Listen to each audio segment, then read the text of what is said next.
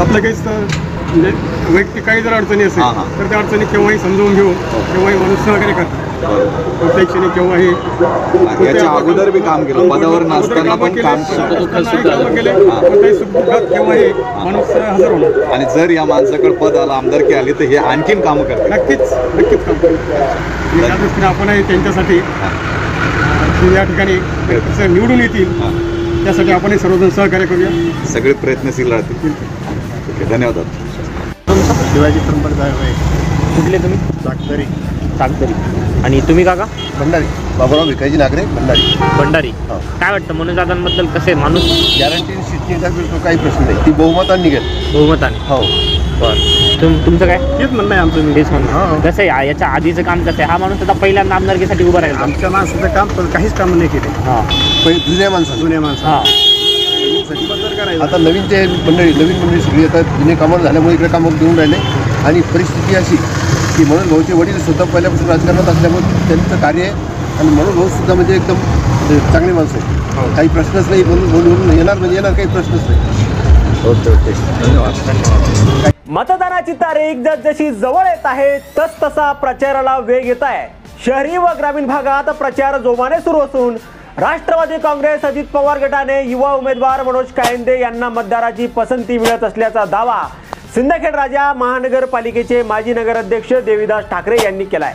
गेल्या 3 दशकांपासून मतदारसंघामध्ये विकास कामे झाली नसल्याची प्रतिक्रिया मतदारांमध्ये उमटत आहे. युवा उमेदवार मनोज कायंदे यांना ग्रामीण व शहरी भागात मतदारांकडून उत्स्फूर्त प्रतिसाद मिळत असून सामाजिक, शैक्षणिक व राजकीय क्षेत्रातील त्यांचे उल्लेखनीय कार्य मतदारांना भावत असल्याचं ठाकरे म्हणाले. कायंदे यांचे वडील स्वर्गीय देवानंद कायंदे यांचे मतदारसंघातील योगदान महत्त्वपूर्ण आहे. कृषी व शिक्षण क्षेत्रात उल्लेखनीय कार्य त्यांनी केलंय. आई नंदाताई या सुद्धा सामाजिक व राजकीय क्षेत्रात अग्रेसर आहेत. अशा प्रकारे राजकीय वारसा लाभलेल्या मनोज कायंदे यांना एकदा तरी संधी देण्यासाठी मतदार आता उत्सुक आहेत. मतदारसंघामध्ये प्रत्येक गावात त्यांना उत्स्फूर्त प्रतिसाद मिळत आहे. मनमिळावू स्वभावाचे मनोज कायंदे हे प्रत्येक अडचणीत धावून जाणारे मनोज कायंदे यांना निवडून आणण्यासाठी युवा वर्ग आता पुढे आला असून यावेळी मतदारसंघामध्ये परिवर्तन होणार आणि मनोज कायंदे निवडून येतील अशी चर्चा मतदारसंघात असल्याचीही ते म्हणाले. मनोज कायंदे यांच्याबद्दल सांगायचं म्हटलं की मनोज कायंदे यांना राजकीय वारसा आजोबा स्वर्गीय खंडोजी कायंदे यांच्याकडून मिळाला आहे. वडील स्वर्गीय देवानंद कायंदे यांनी देळगोराजा शहरासारख्या छोट्या शहरामध्ये शिक्षणाची गंगा आणली आणि त्यामध्येच कृषी महाविद्यालय, फार्मसीसारखं विविध अभ्यासक्रम उपलब्ध करून त्यांनी दिले आहेत. गजानन महाराज कृषी आणि शैक्षणिक संस्थेच्या माध्यमातून ग्रामीण भागातील युवकांना व्यावसायिक अभ्यासक्रम उपलब्ध करून दिले आहेत. त्यांच्या आई नंदाताई कायंदे या जिल्हा परिषदेच्या सदस्य होत्या. नंदाताई 1994 ते 1997 या काळात देळगोराजा पंचायत समितीचे उपसभापती सुद्धा राहिलेले आहेत. आता उल्लेखनीय म्हणजे 1997 ते 1998 या काळात जिल्हा परिषदेच्या अध्यक्ष त्या होत्या.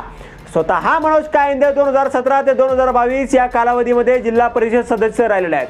ते नियोजन समितीचे सदस्य सुद्धा 2017 या कालावधीमध्ये त्यांनी बुलढाणा जिल्हा परिषदेचे विरोधी पक्षनेते पद सांभाळलेलं आहे. आता यावर तुम्हाला काय वाटतं? तुमचं मत कमेंट बॉक्समध्ये लिहायला अजिबात विसरू नका. व्हिडिओ आवडला असेल तर जास्तीत जास्त शेअर करा. आणि आतापर्यंत मराठी जनता आपण आपल्या या चॅनलला सबस्क्राईब जर केलेलं नसेल तर चॅनलला सबस्क्राईब करा.